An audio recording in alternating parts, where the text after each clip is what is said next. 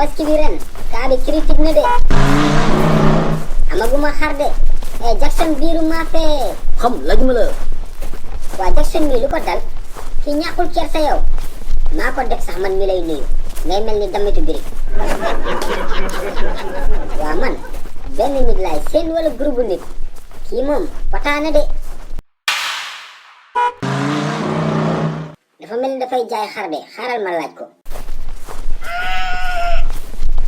salaamaaleykum maaleykum salaam.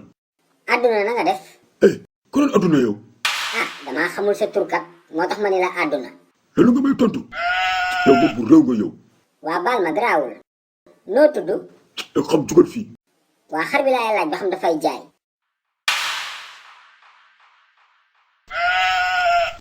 waaw loo si bëggoon. damay jënd yaa ko moom waaw may borom.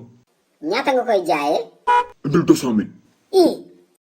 xar bu gàtt bii 200 000 xar bii nga xam ne tungu ne la gàtt na waaye mën na sëkk. ndawal kese la. bëggul 50 000 fukki junni jugal fii balaa ma lay noq na gaaw. sa affaire la de xar bii de du jar moo la mag fuuf xaru kuskondrong la yàlla nañ ko sàcc balaa tabaski bi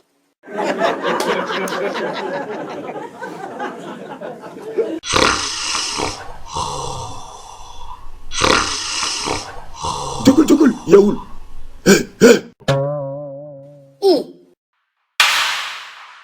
lu xew yow lay def sama kër jógal laa la wax. dañoo sàcc sama xar. waa bu ñu sàccee sa xar lu ci sama yoon ba nga may yee yaa ko sàcc. duma fi jóge te gënewoo ko. jógal fii balaa ma lay noq na gaaw. sa affaire la de xar bii de du jar moo la mag fuuf xaru kuskondrong la yàlla nañ ko sàcc balaa tabaski bi duma sa morom de ak sa ngandaay bi xaw ma malaaka nga xaw ma damitu jinne xoolal sax yow. jógal. defal ndànk dinil poñe bi yaa ngi may gaañ gënal sama xar laa la wax na gaaw. xoolal sax yow. way sama ndeyooy gënal leen waa koñ bi waa anam Malick ma fiis